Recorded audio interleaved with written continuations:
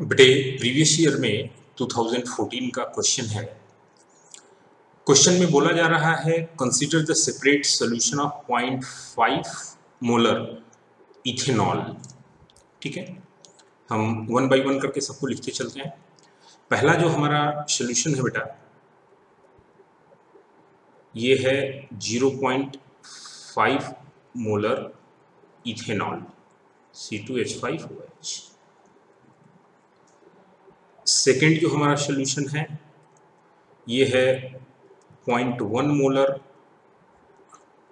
Magnesium phosphate.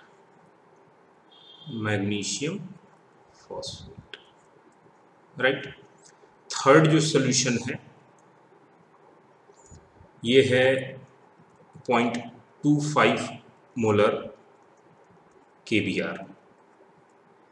और जो fourth solution है ये है 0.125 मोलर सोडियम फॉस्फेट। राइट। चलिए अब हमसे क्या बोला जा रहा है, which statement is true about these solution. Right. Assuming all salts to be strong electrolyte. Strong electrolytes का मतलब सभी सॉल्ट के लिए जो डिग्री ऑफ डिसोसिएशन यानी अल्फा की वैल्यू है वो कितनी है बेटा, 1 है। क्लियर। चलो अब सबसे पहले हम बात करें, अगर ऑस्मोटिक प्रेशर की बात की जा रही है, they all have the same osmotic pressure. तो ऑस्मोटिक प्रेशर जो होता है, osmotic pressure directly proportional to Cm into I, van't Hoff factor. Right. Temperature constant है तो टेम्परेचर यहां पर लेना नहीं है, सिर्फ कंसंट्रेशन और वांट ऑफ फैक्टर की बात करनी है। चलिए अब सबसे पहले बात करते हैं फर्स्ट केस की। तो फर्स्ट केस के लिए जो ऑस्मोटिक प्रेशर है या Cm into I की बात कर लें, तो फर्स्ट केस के लिए Cm into I कितना होगा बेटा, कंसंट्रेशन कितना है 0.5 और I यानी वांट ऑफ फैक्टर कितना होगा 1, क्योंकि इथेनॉल जो है वो डिसोसिएट नहीं होता है तो उसका वांट ऑफ फैक्टर 1 होना है। सेकंड केस की बात करें तो सेकंड केस में कंसंट्रेशन कितना है बेटा, Cm into I, कंसंट्रेशन है 0.1 और वांट ऑफ फैक्टर कितना है 5। क्यों 5 है, क्योंकि मैग्नीशियम फॉस्फेट डिसोसिएट होगा, तो मैग्नीशियम फॉस्फेट के डिसोसिएट होने से जब इसका 1 मॉलिक्यूल डिसोसिएट होगा तो ये 3 ion of magnesium and 2 ions of phosphate यानी 1 molecule get dissociated into 5 ions. Right. तो वांट ऑफ फैक्टर 5 है। डिटेल में वांट ऑफ फैक्टर और अल्फा का रिलेशन वीडियो लेक्चर्स में स्टोर में मैंने डिस्कस किया हुआ है, आप वहां से देख सकते हो। 0.25 m इंटू KBr की बात करते हैं बेटा, यानी थर्ड सोल्यूशन की अपनी बात करें तो थर्ड सोल्यूशन में concentration Cm into want Hoff factor I। Cm कितना है 0.125 और वांट ऑफ फैक्टर कितना है 4, सॉरी ये बेटा फोर्थ है ये हमारा।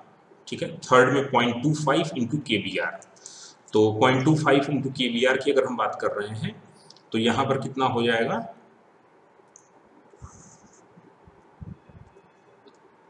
0.25 इंटू वांट ऑफ फैक्टर 2, क्योंकि KBr डिसोसिएट होगा तो किसमें डिसोसिएट होगा बेटा, K प्लस और Br माइनस, 2 आयंस। फोर्थ की अगर बात करते हैं तो यहाँ पर Cm इंटू I का वैल्यू क्या आना है, Cm की वैल्यू 0.125 है और वांट ऑफ फैक्टर कितना है 4 है, क्योंकि सोडियम फॉस्फेट अगर डिसोसिएट होगा तो 3 सोडियम आयन और 1 फॉस्फेट आयन हमको मिलने हैं। राइट। तो 1 molecule get dissociated into 4 ions और 100% डिसोसिएटेड है तो नंबर ऑफ आयंस जितने आते हैं वही वांट ऑफ फैक्टर हो जाता है। तो अगर आप देखोगे कि इन 4 कंडीशंस में सभी कंडीशंस में Cm इंटू I की जो वैल्यू है वो बेटा कितनी आ रही है 0.5, यानी Cm into I is same in all the conditions. और अगर Cm इंटू I सभी कंडीशंस में सेम है तो ऑस्मोटिक प्रेशर सभी कंडीशन में क्या होगा, same. That means they all have the same osmotic pressure. ठीक है ना, फर्स्ट ऑप्शन जो है हमारा वो करेक्ट होगा। क्लियर। नीचे में बेटा किसी में हाई बोला जा रहा है, किसी में अगर बोला जाएगा तो लो बोला जाएगा, तो वो तो गलत है, क्योंकि सभी के ऑस्मोटिक प्रेशर क्या है, सेम है। तो सिंपल सा कॉन्सेप्ट है, ऑस्मोटिक प्रेशर का क्वेश्चन था। Osmotic pressure directly proportional to CM into I, हमने सबके लिए सीएम इंटू आई की वैल्यू कैलकुलेट की और हमारा क्वेश्चन सॉल्व हो गया। क्लियर है? Okay dear.